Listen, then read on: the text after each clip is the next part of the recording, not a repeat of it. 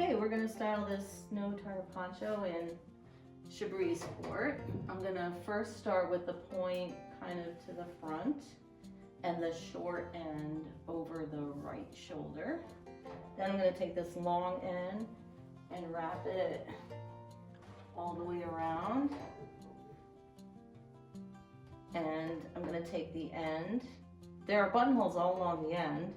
You can use any one of them. You can let the end flap like this and then button it up to the neck so that it creates layers and layers. And that also allows a little double lapel or some striping action to happen.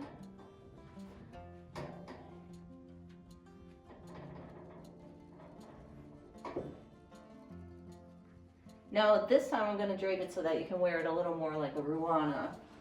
So just put the point in back with the top point at the back of the neck, and you can see they're uneven. So you can crisscross it over a little bit and just button the button on the side so you get a little drape.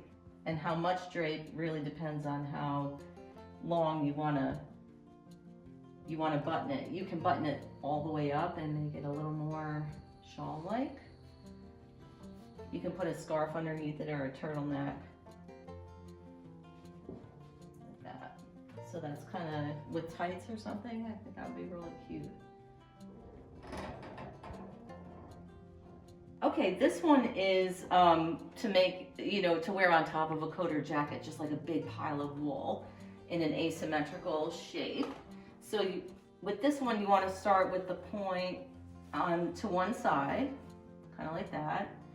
And the short end goes over the one shoulder. Pull the neck forward a little bit so it has some folds. And then the other end can wrap all the way around like this. And you can take the corner with the buttonhole and just secure it. So that way you don't have to fuss with it when you're running around town or riding your bike or something. And then just adjust your folds and set to go. So you get that striping effect kind of all the way down, which is, I love. So this sample is knit in Chablis Sport, which is really lustrous. Has a beautiful sheen to it. And then on this side, you see all the button details. It's kind of fun. They just appear here and there. It's kind of architectural that way. And the back, a little bit like a messy bun for your neck.